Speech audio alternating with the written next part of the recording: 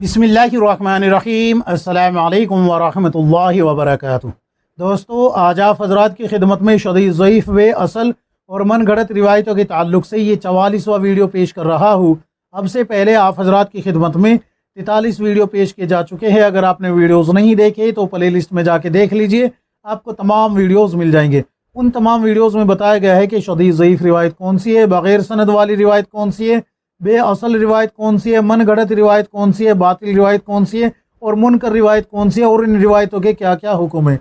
ज़ैल में कुछ ऐसी रिवायतों को भी पेश किया गया है जिनको उलमा ने फ़ज़ाइल में बयान करने की इजाज़त दी है।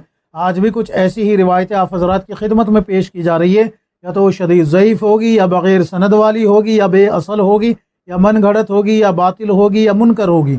यानी जो भी हुक्म होगा आप हज़रात की खिदमत में पेश कर दिया जाएगा। तो शुरू करते हैं आज का वीडियो। सबसे पहली जो रिवायत है वो ये है कि अल्लाह तबारक व तआला रोज़ क़यामत 4 किस्म के लोगों को अपने सामने बुलाएगा और उनसे सवाल करेगा। नंबर 1, ये लोग वो होंगे जो बादशाह होंगे और बड़े बड़े पैसे वाले होंगे। तो इनसे सवाल होगा कि तुम्हें अल्लाह की इबादत करने से किस चीज़ ने रोक रखा था, कौन सी चीज़ थी जिसने तुम्हें अल्लाह की इबादत से गाफिल कर दिया। तो ये लोग कहेंगे, अल्लाह, ये बादशाहत और ये दौलत जो है इसने हमें तेरी इबादत से गफलत में डाल दिया, यानी कि तेरी इबादत से रोक के रखा। तो हज़रत सुलेमान अलैहिस्सलाम की हुकूमत और बादशाहत को पेश किया जाएगा कि क्या इनकी बादशाहत और हुकूमत से ज़्यादा बड़ी तुम्हारी हुकूमत और बादशाहत थी। तो ये लोग कहेंगे, नहीं नहीं बारी ताला, हज़रत सुलेमान अलैहिस्सलाम की हुकूमत बड़ी है, बादशाहत बड़ी है। तो अल्लाह तबारक व तआला कहेगा कि सुलेमान अलैहिस्सलाम को तो जो है इस बादशाहत ने गफलत में नहीं डाला, तुम कैसे गफलत में पड़ गई। तो एक सवाल तो ये होगा। दूसरे लोग वे होंगे जो नौजवान होंगे और ख़ूबसूरत होंगे। तो अल्लाह तबारक व तआला उनको बुलाएगा और उनसे पूछेगा, तुमने मेरी इबादत क्यों नहीं की, किस चीज़ ने तुम्हें गफलत में डाल दिया। तो ये लोग कहेंगे, अल्लाह, हमारी खूबसूरती और जवानी ने हमें गफलत में डाल दिया। तो यूसुफ़ अलैहिस्सलाम को पेश किया जाएगा और पूछा जाएगा कि हज़रत यूसुफ़ अलैहिस्सलाम जवान और ख़ूबसूरत ज़्यादा थे या तुम ज़्यादा हो। तो ये लोग कहेंगे, हज़रत यूसुफ़ अलैहिस्सलाम ज़्यादा खूबसूरत है और जवान है।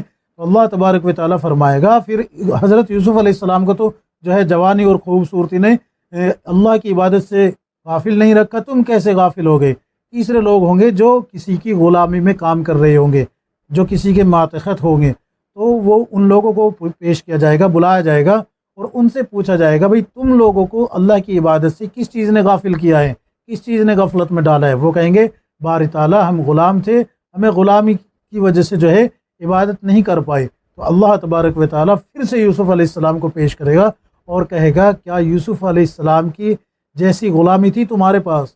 यूसुफ़ अलैहिस्सलाम को ग़ुलाम भी रखा गया, फिर क़ैद भी किया गया वगैरह वगैरह। तो ये लोग कहेंगे, नहीं नहीं, हज़रत यूसुफ़ अलैहिस्सलाम की ग़ुलामी ज़्यादा शदीद और सख्त थी। तो अल्लाह तबारक व तआला फरमाएगा, फिर यूसुफ़ अलैहिस्सलाम को तो अल्लाह की इबादत से गफलत में नहीं डाल पाई ग़ुलामी, तुम कैसे गाफिल हो गए। फिर इसके अलावा चौथे जो लोग होंगे उनको बुलाया जाएगा। चौथे लोग कौन होंगे? वो होंगे फ़कीर। आज भी लोग हैं ना, कितने लोग हैं ऐसे जो, एक तो नौजवान है ऐसे, ये सारी चीज़ें, सारी सिफत वही आ रही है जो कि आज के लोगों में पाई जा रही है। तो चौथे जो लोग होंगे वो होंगे फ़कीर। उनसे अल्लाह तबारक व तआला पूछेगा कि तुम लोगों को गफलत में किस चीज़ ने डाला अल्लाह की इबादत से, यानी कि तुमने अल्लाह की इबादत क्यों नहीं की। तो वो कहेंगे, अल्लाह, हम जो है फ़कीर थे, मिस्कीन थे, गरीब थे, लिहाजा हमारी गरीबी ही हमारे लिए जो है, हमारा फ़कीरपन जो है, यानी कि हम जो फ़ुक़रा थे, हम जो है इसी वजह से इबादत नहीं कर पाए कि अपनी ज़रूरत माश में लगे रहते थे। तो अल्लाह तबारक व तआला हज़रत ईसा अलैहिस्सलाम को पेश करेंगे। हज़रत ईसा अलैहिस्सलाम जो है जब सामने आएंगे तो अल्लाह तबारक व तआला कहेंगे कि हज़रत ईसा अलैहिस्सलाम ज़्यादा फ़क्र में रहे हैं या फिर जो है तुम लोग।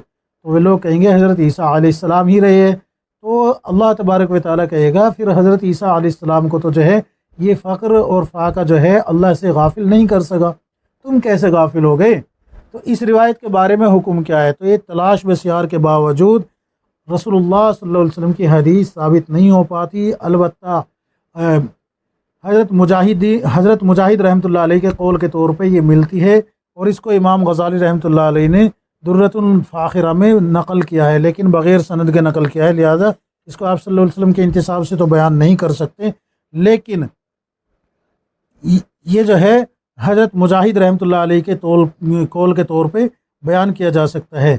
یعنی کہ یہ حضرت مجاہد رحمۃ اللہ علیہ کا قول ہے، لہٰذا اس کو حضرت مجاہد رحمۃ اللہ علیہ کے قول کے طور پہ بیان کرے، رسول اللہ صلی اللہ علیہ وسلم کی حدیث کے طور پہ بیان نہ کرے۔ اگلی روایت بھی سن لیجئے۔ جنتی جنت میں اللہ تعالیٰ کا پہلا دیدار 8 لاکھ برس تک کریں گے۔ کتنے؟ 8 لاکھ برس تک دیدار کرتے رہیں گے۔ تو اس روایت کے بارے میں حکم کیا ہے؟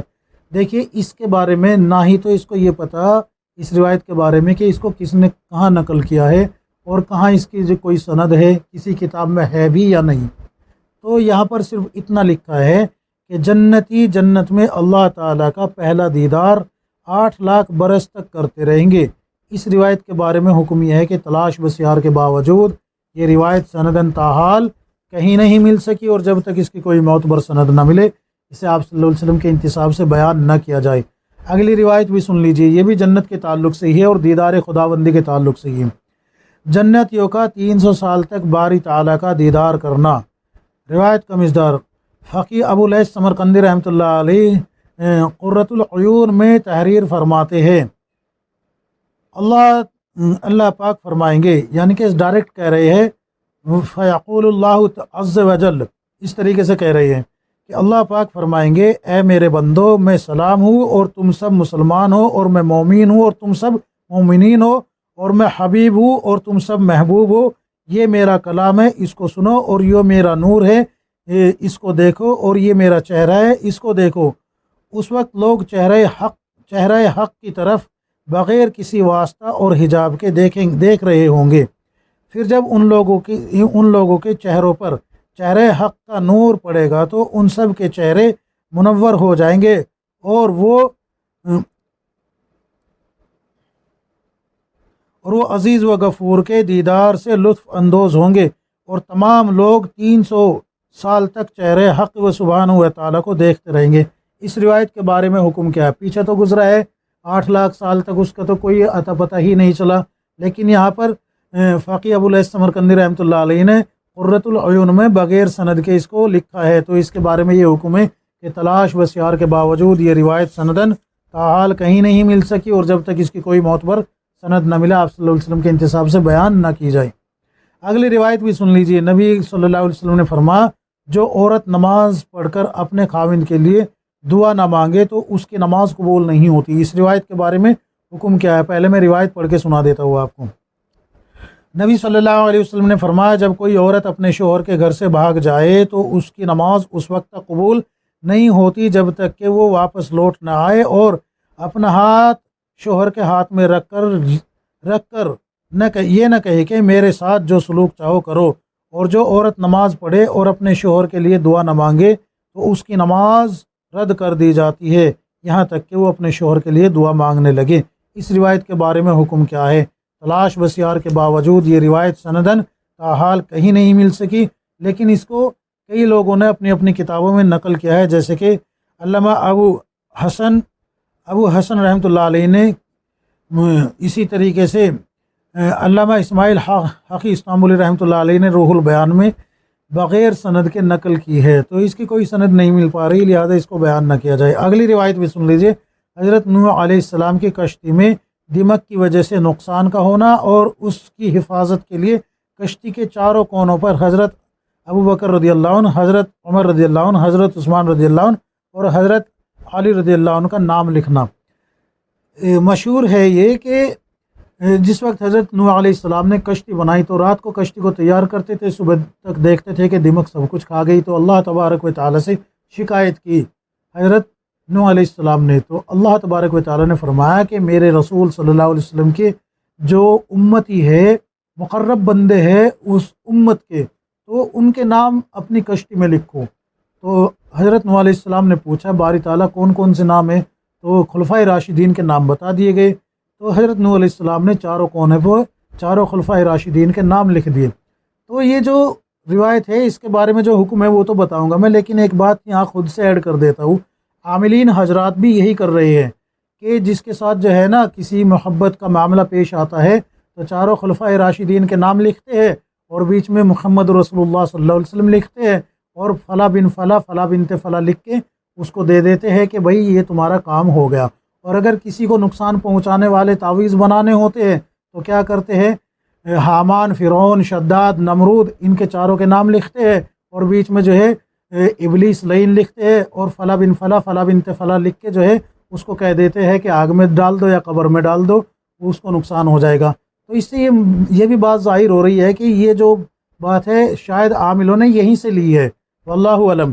تو تلاش بسیار کے باوجود یہ روایت سندن تاحال کہیں نہیں مل سکی، لہذا اس کو بیان نہ کیا جائے۔ اگلی روایت بھی سن لیجئے۔ جس بندے نے اپنے غصے کے گھونٹ کو پیا جبکہ وہ غصے کو پورا کرنے کی حالت میں تھا تو اللہ تعالیٰ قیامت کے دن ہر گھونٹ کے بدلے میں اس بندے کو اپنا مشاہدہ عطا فرمائیں گے۔ اس روایت کے بارے میں حکم کیا ہے؟ تلاش بسیار کے باوجود یہ روایت سندن تاحال کہیں نہیں مل سکی، لہذا اس کو بیان نہ کیا جائے۔ البتہ امام ترمذی رحمۃ اللہ علیہ نے اپنی سنن ترمذی میں ایک روایت نقل کی ہے جو کہ حسن غریب ہے، اس کو میں آپ حضرات کے سامنے پیش کر دیتا ہوں۔ نبی صلی اللہ علیہ وسلم نے فرمایا، جس شخص نے غصہ پی لیا اس حال میں کہ وہ غصہ نافذ کرنے کی طاقت رکھتا ہو تو اللہ تعالیٰ قیامت کے دن ساری مخلوق کے سامنے اس شخص کو بلائیں گے اور اس کو اختیار دیں گے کہ جس حور کو چاہے لے لے۔ امام ترمذی رحمۃ اللہ علیہ تخریج روایت کے بعد فرماتے ھذا حدیث الحسن غریب، یعنی یہ حدیث حسن غریب ہے، اس کو فضائل میں بیان کرنے کی اجازت ہے، یاد رکھیں فضائل میں بیان کرنے کی اجازت ہے۔ اسی طریقے سے امام ابن ماجہ رحمۃ اللہ علیہ نے سنن ابن ماجہ میں ایک روایت تخریج فرمائی ہے۔ حضرت ابن عمر رضی اللہ عنہ فرماتے ہیں کہ رسول اللہ صلی اللہ علیہ وسلم نے فرمایا، کوئی بھی گھونٹ اللہ تعالیٰ کے ہاں غصے کے اس گھونٹ سے بڑھ کر اجر والا نہیں ہے جس کو انسان نے اللہ تعالیٰ کی رضا کی خاطر پیا ہو۔ یہ روایت ترغیب و ترغیب میں جو حافظ منذری رحمۃ اللہ علیہ نے اس کو جو ہے ابن ماجہ رحمۃ اللہ علیہ کے تعلق سے لکھا ہے اور کہا ہے کہ یہ صحیح روایت ہے، اس کے جو رجال ہے وہ صحیح کے رجال ہے، تو اس کو بیان کرے کوئی دقت نہیں ہے۔ امام ترمذی رحمۃ اللہ علیہ نے جو اوپر نقل کی ہے اس کو بیان کرے، لیکن یہ والی کہ آپ اللہ تبارک و تعالیٰ ہر گھونٹ کے بدلے اپنا دیدار یعنی کہ مشاہدہ کرائیں گے، یہ روایت تلاش بسیار کے باوجود نہیں مل رہی، لہٰذا اس کو بیان نہ کیا جائے۔ اگلی روایت بھی سن لیجئے۔ آپ صلی اللہ علیہ وسلم نے فرمایا، جس نے بیٹھ کر امامہ باندھا یا کھڑے ہو کر پاجامہ پہنا یا شلوار پہنی تو اللہ تعالیٰ اسے ایسی مصیبت میں مبتلا فرمائیں گے جس کی کوئی دوا نہیں ہوگی۔ حکم کیا ہے؟ سندن نہیں ملتی، بیان کرنا موقوف رکھا جائے، لیکن امام غزالی رحمۃ اللہ علیہ نے الاربعین میں وہ فرماتے، وہ ایک روایت طویل فرماتے ہیں، وہ یہ فرماتے ہیں کہ ناخنوں کو جو ہے داہنی طرف سے کاٹنا، شلوار کو بیٹھ کر پہننا، امامے کو کھڑا ہو کر پہننا، اور سیدھے ہاتھ سے کھانا کھانا، جوتا سیدھے پیر میں پہننا، سیدھے پیر میں موزہ پہننا وغیرہ وغیرہ۔ اور ساتھ میں یہ فرماتے ہیں کہ میں یہ نہیں کہتا کہ یہ سب کے سب کام سنت ہے، لیکن اگر اس طریقے سے اتباع کی جائے، اس طریقے سے اتباع کی جائے تو انسان سنت پہ کھڑا ہو سکتا ہے، سنت کے موافق اپنی زندگی کو ڈھال سکتا ہے۔ تو اگر امام غزالی رحمۃ اللہ علیہ کی اس بات کو تسلیم کر کے عمل کیا جائے کہ اور یہ نیت کی جائے کہ انشاءاللہ میں اس اتباع سے جو ہے اس عادت سے، اپنی یہ جو عادت میں بنا رہا ہوں اس عادت سے میں سنت کی طرف لوٹ آؤں گا، تو پھر گنجائش نکلتی ہے کہ آپ اس پہ جو ہے عمل کریں، ورنہ جو ہے رسول اللہ صلی اللہ علیہ وسلم کے انتصاب سے اس کو نہ بیان کرے اور نہ ہی اس کو جو ہے رسول اللہ صلی اللہ علیہ وسلم کی سنت سمجھ کے عمل کرے جب تک اس کے کوئی معتبر سند نہ مل جائے۔ اگلی روایت بھی سن لیجئے۔ رسول اللہ صلی اللہ علیہ وسلم نے فرمایا، موسم ربیع یعنی بہار کی سردی کو غنیمت سمجھو، اس لیے کہ وہ تمہارے بدنوں پر وہی عمل کرتی ہے جو تمہارے درختوں پر کرتی ہے، اور موسم خزاں کی سردی سے بچو، اس لیے کہ وہ تمہارے جسموں پر وہی عمل کرتی ہے جو تمہارے درختوں پر کرتی ہے۔ اس روایت کے بارے میں حکم کیا ہے؟ تلاش بسیار کے باوجود یہ روایت نہیں ملتی، اس کو بیان نہ کیا جائے۔ البتہ یہی الفاظ جو ہے حضرت علی رضی اللہ عنہ کے قول کے طور پر ملتے ہیں، تو حضرت علی رضی اللہ عنہ کے قول کے طور پر بیان بھی کرے اور اس پہ عمل بھی کرے۔ حضرت علی رضی اللہ عنہ کا ارشاد ہے، سردی کی ابتدا میں اس سے بچو اور سردی کی اختتام پر اسے اختیار کرو، کیونکہ سردی بدن کے ساتھ ایسا ہی سلوک کرتی ہے جیسے وہ درخت کے ساتھ کرتی ہے۔ سردی اپنی ابتدا میں جلاتی ہے اور اختتام پر پتے لے آتی ہے۔ تو حضرت علی رضی اللہ عنہ کے قول کے طور پہ بیان کرنے کی اجازت ہے، ورنہ اجازت نہیں ہے۔ اگلی روایت بھی سن لیجئے، جو شخص اس طرح درود شریف پڑھے گا آپ صلی اللہ علیہ وسلم اس کی شفاعت فرمائیں گے اور اسے اس کے والدین، عزیز و اقربا اور اس کے دوست و احباب کو رتبہ شفاعت عطا فرمائیں گے۔ وہ درود شریف کون سا ہے؟ اللہم صلی علی محمد وتقبل شفاعت القبری ورفیع درجات العلماء وآتاہ سوء فی الآخرۃ الاولی کما آتیت ابراہیم و موسیٰ۔ یہ درود شریف ہے۔ اس درود شریف کے بارے میں حکم کیا ہے؟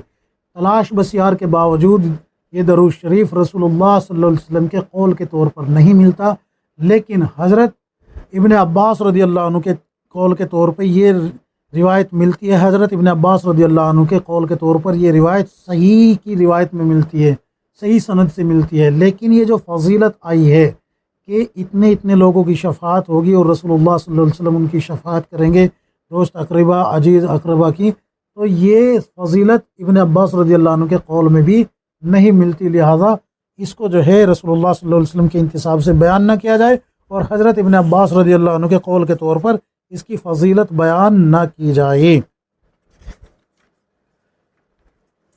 اگلی روایت بھی سن لیجئے، آپ صلی اللہ علیہ وسلم نے فرمایا، بے شک اللہ تعالیٰ کی ایک جنت ہے جس میں نہ حور ہے نہ قصور ہے، یعنی نہ محلات ہے، اس میں اللہ تعالیٰ ہنستے ہوئے تجلی فرمائے گا۔ اس روایت کے بارے میں حکم کیا ہے؟ اس روایت کے بارے میں حکم یہ ہے کہ تلاش بسیار کے باوجود یہ روایت سندن تاحال کہیں نہیں مل سکی، لہذا اس کو بیان نہ کیا جائے۔ البتہ اس کو حضرت علامہ مجدد الفیسانی رحمۃ اللہ علیہ کے مکتوبات میں پایا جاتا ہے، لیکن وہاں سند نہیں ملتی۔ مجدد الفیسانی رحمۃ اللہ علیہ جو ہے ان کے خطوط جو ہے اس میں پایا جاتی ہے یہ روایت، لیکن سند نہیں ہے، لہذا اس کو بیان نہ کی جائے۔ اگلی روایت بھی سن لیجئے، آپ صلی اللہ علیہ وسلم کا ارشاد ہے، ابو امامہ رضی اللہ عنہ ادب اور سیانت کا خزانہ ہے، تلاش بسیار کے باوجود یہ روایت سندن تاحال کہیں نہیں مل سکی، لہذا اس کو بیان نہ کیا جائے۔ اگلی روایت بھی سن لیجئے، آپ صلی اللہ علیہ وسلم کا ارشاد ہے، پرہیز علاج سے بہتر ہے، پرہیز علاج سے بہتر ہے، تلاش بسیار کے باوجود یہ روایت کہیں نہیں مل سکی، لہذا اس کو بیان نہ کیا جائے۔ اگلی روایت بھی سن لیجئے، آپ صلی اللہ علیہ وسلم کا ارشاد ہے، جس بندے نے ایسی جگہ پر نگاہ ڈالی جہاں پر نگاہ ڈالنے سے منع کیا گیا ہے تو اسے ایک نظر بد کے بدلے جہنم میں 40 سال تک جلنا پڑے گا۔ اس روایت کے بارے میں حکم کیا ہے؟ تلاش بسیار کے باوجود یہ روایت سندن تاحال کہیں نہیں مل سکی، لہذا اس کو بیان نہ کیا جائے۔ اگلی روایت بھی سن لیجئے، بد نظری کی وجہ سے اللہ تعالیٰ کے دیدار سے محروم ہونا۔ اس روایت کے بارے میں حکم کیا ہے؟ زیر بحث روایت حافظ ابن جوزی رحمۃ اللہ علیہ نے ظاہرۃ الفاعیہ میں بلا سند ان الفاظ سے ذکر کیا ہے اور کہا گیا ہے کہ حسان بن ثابت رضی اللہ عنہ عید کے دن باہر تشریف لائے، عید کی نماز پڑھ کر اپنی اہلیہ کے پاس آئے، اہلیہ نے کہا، اے حسان، آپ نے کتنے ملیح چہرے والوں کو دیکھا؟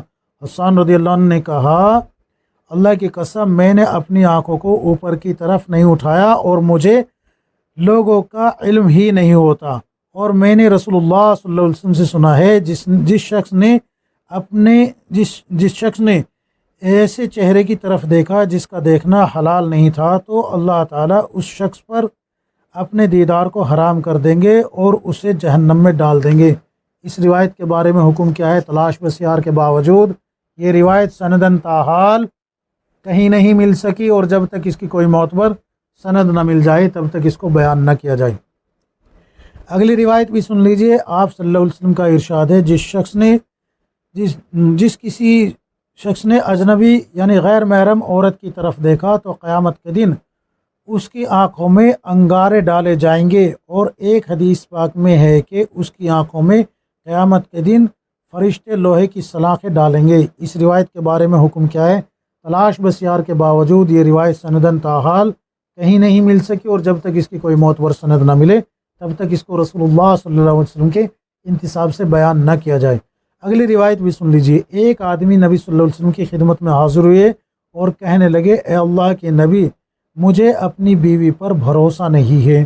آپ صلی اللہ علیہ وسلم نے ارشاد فرمایا، تو اپنی نگاہ غیر محرموں کی عورتوں سے محفوظ کر لے، اللہ تعالیٰ تیری بیوی کی حفاظت فرمائیں گے۔ تو اس روایت کے بارے میں حکم کیا ہے؟ تلاش بسیار کے باوجود یہ روایت سندن تاحال کہیں نہیں مل سکی، اور جب تک اس کی کوئی معتبر سند نہ ملے تب تک رسول اللہ صلی اللہ علیہ وسلم کے انتساب سے بیان نہ کیا جائے۔ ایک اہم بات بتا دیتا ہوں، بد نظری پر آنکھوں میں سیسا ڈالنے سے متعلق روایت کتاب غیر معتبر روایت، یعنی کہ اسی کتاب کی جلد نمبر 5 میں صفحہ نمبر 278 پہ گزر چکا ہے، اس کو من گھڑت بھی کہا گیا ہے، یعنی جب آپ اس کو دیکھیں گے ویڈیو کو تو آپ کے سامنے آ جائے گی۔ تو یہ الحمدللہ 8ویں جلد آج پوری ہو گئی ہے، غیر معتبر روایت کا فنی جائزہ 8 جلد مکمل ہو گئی، 2 جلدیں باقی ہیں، انشاءاللہ جلد ہی وہ بھی پوری کر دی جائے گی۔ اس کے بعد پھر انشاءاللہ کام ہوگا دفاع فضائل اعمال پہ، یعنی کہ فضائل اعمال کا دفاع کیا جائے گا کتاب و سنت کی روشنی میں، اور اعتراض کرنے والوں کے گھروں سے جواب دیے جائیں گے کہ ان لوگوں نے جو فضائل اعمال پہ اعتراضات کی ہے وہی روایتیں، وہی پورے واقعات ان کی کتابوں میں بھی پائے جاتے ہیں۔ تو امید ہے کہ انشاءاللہ بنے رہے گے چینل پہ، اور چینل پہ ساتھ دیتے رہیں گے۔ اللہ سے دعا کیجیے کہ اللہ تبارک و تعالی مجھے بھی، آپ کو، ہم سب کو کتاب و سنت کے مطابق زندگی گزارنے کی توفیق عطا فرمائے، آمین یا رب العالمین۔